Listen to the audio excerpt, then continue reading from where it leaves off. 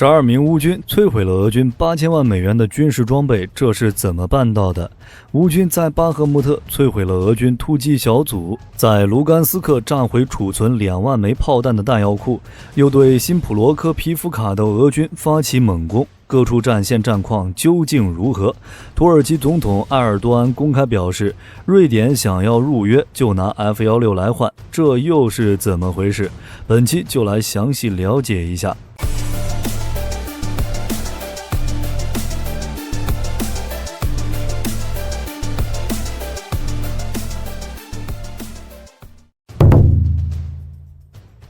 俄乌战场体现了乌军超强的战术技能，最引人注目的当属占了莫斯科俄军机场等重要设施的乌军无人机战术。其中一个由12名乌克兰前商人和摄影师联手组建的天堂小组，如今已蜕变成为一支精锐的无人机战斗小队，在乌克兰战场上痛击了俄军部队。说天堂小组，大家可能比较陌生，但它其实就是乌军的阿斯加德打击小组，他们的空中侦察员曾在1个月内使用 FPV 无人机和 RPG-7 导弹，摧毁了巴赫穆特方向上9辆俄军坦克，其中还包括俄军最先进的 T-90M 坦克。据领队药剂师估计，这支由前工程师、企业经理和摄影师组成的团队，仅耗资70万美元，用乌克兰无人机摧毁了价值8000万美元的俄罗斯军事装备，其使用的自杀无人机制造成本要比传统弹药便宜多了。另外，据美联社报道，暂时化名为药剂师的领队原本是名富商，在乌克兰缓慢反攻俄军之际，是他不断指示部队以价格实惠的小型无人机锁定莫斯科大批武器攻击。而事实证明，这种无人机攻击方式是有效的，如乌克兰副总理费多罗夫在社交平台上透露，单是9月18到25日之间，乌克兰无人机的打击数量就刷新纪录，毁掉了俄军205件军备。而在见识到无人机打击的成果后，如今的基辅打算再砸10亿美元来组建更加尖端的无人机部队，试图在新阶段的反攻中给予俄军更沉重的打击。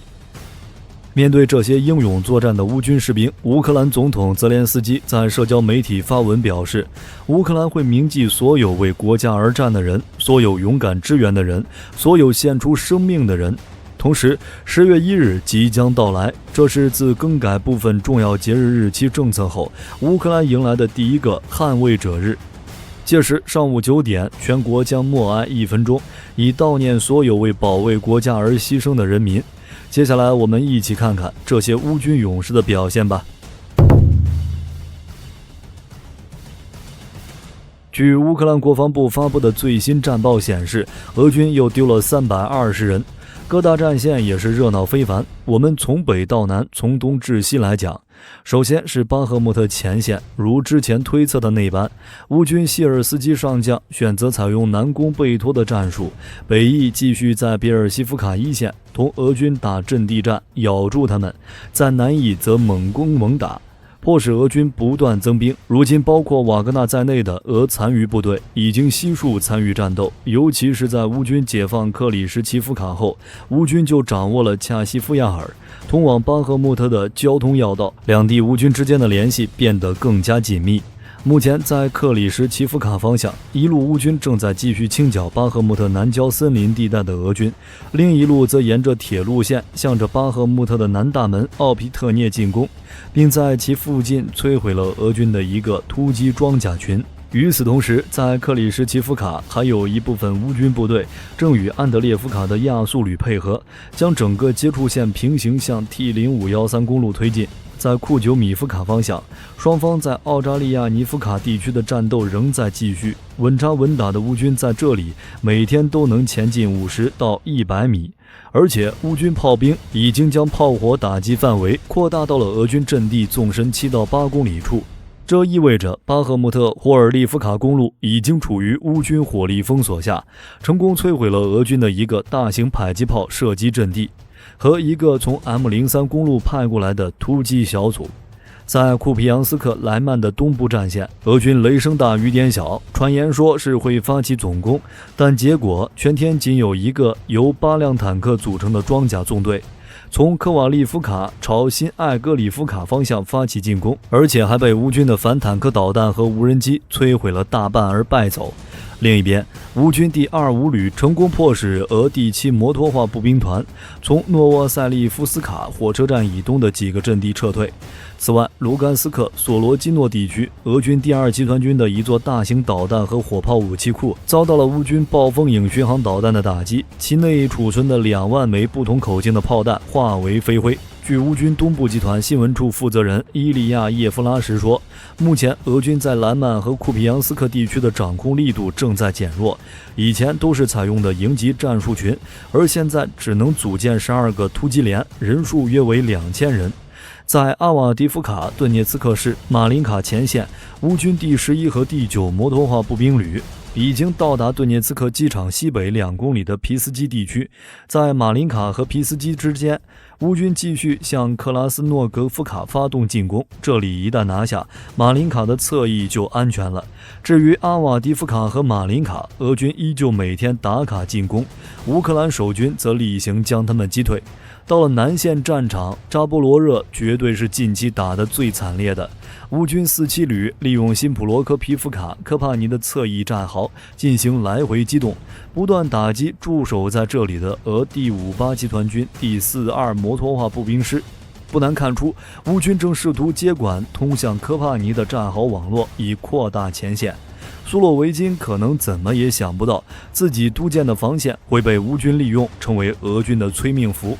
而在新普罗科皮夫卡方向，乌军连夜对新普罗科皮夫卡的俄军阵地发动了数轮猛烈的炮击，随后乌军步兵从3个方向对俄军阵地发起进攻。目前新普罗科皮夫卡村已经处于灰色地带，有未经证实的消息传出，在战斗过程中，乌军第44独立炮兵旅的战士使用155毫米远程反装甲地雷弹药 RAAMS 摧毁了一辆俄军坦克。乌军已控制了村子的北部和东北部，但尚未能占领村东部和东南部的关键高地，激烈的战斗正在进行。此外，还有消息称，乌克兰发射的12到18枚制导导弹精准打击了托克马克市内的俄军据点和仓库，摧毁了俄军第291步兵团设在北郊的通信枢纽。